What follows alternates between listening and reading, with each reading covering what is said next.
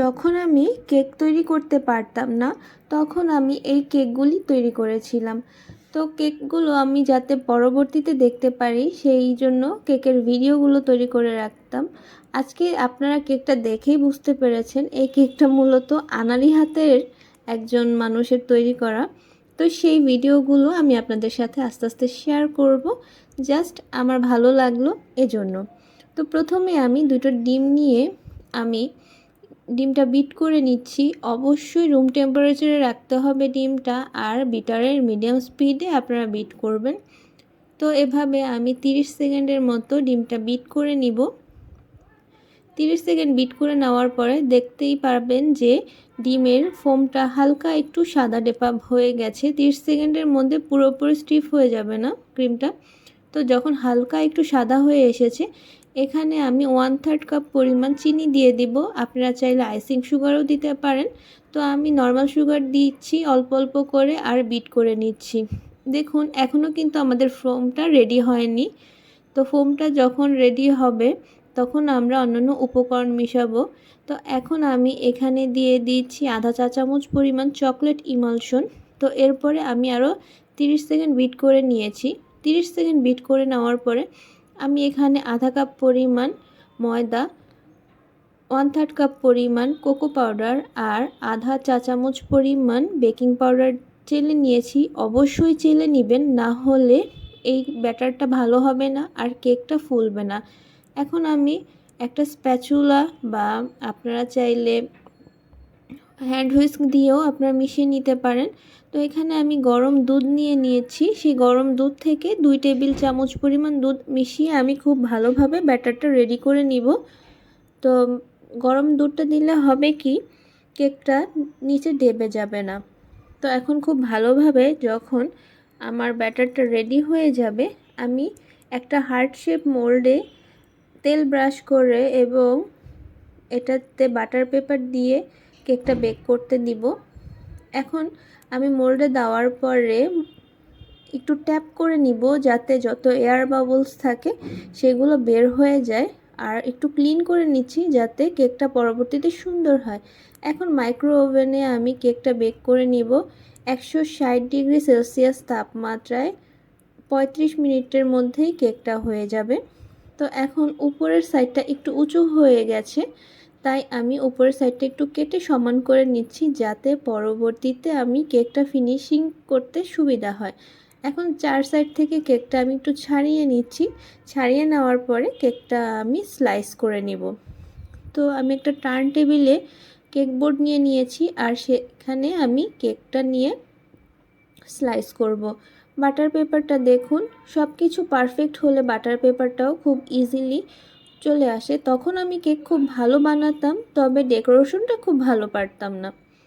তো এখন কেকটা আমি ছুরি দিয়ে স্লাইস করে নিচ্ছি। আপনারা 3টা 4টা বা 2টা স্লাইসও করে নিতে পারেন, তবে কেকের স্লাইস যত বেশি হয় কেকটা খেতে তত মজা হয়।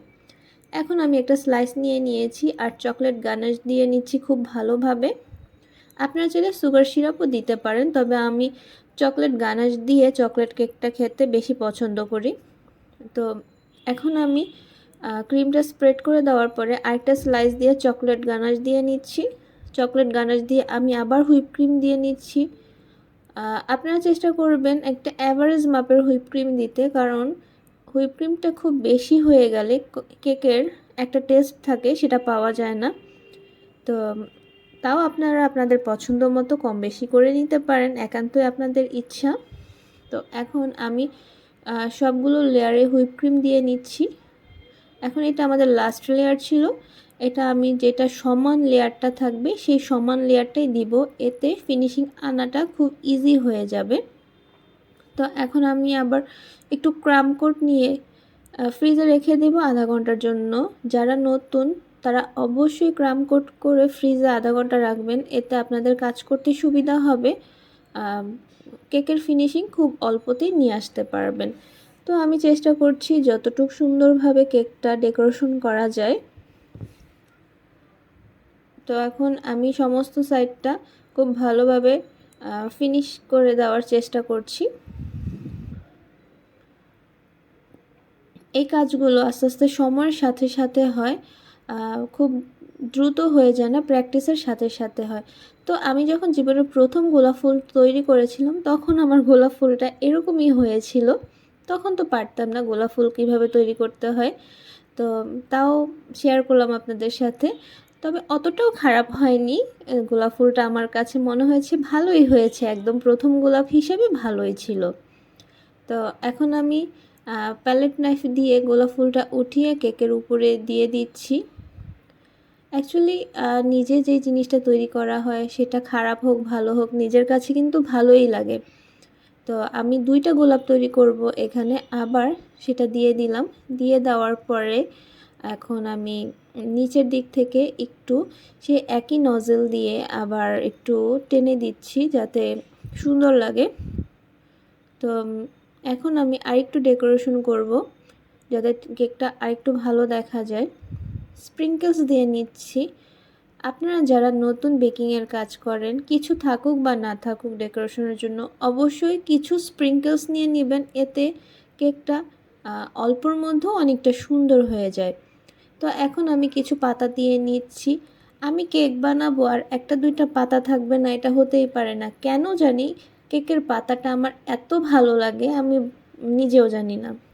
তো কেকটা যার জন্য তৈরি করেছিলাম তাদের অ্যানিভার্সারি ছিল, তো আমি অ্যানিভার্সারিটা লিখে দিচ্ছি। তো আজকের কেকের ডেকোরেশনটা কেমন লাগলো, ভিডিওটি কেমন লাগলো আমাকে কমেন্ট সেকশনে জানাতে পারেন। আমার চ্যানেলটি সাবস্ক্রাইব করবেন, লাইক কমেন্ট শেয়ার দিয়ে আমার চ্যানেলের পাশেই থাকবেন। সবাইকে অনেক ধন্যবাদ এতক্ষণ আমার ভিডিওটি দেখার জন্য। আশা করছি ভিডিওটি ভালো লেগেছে।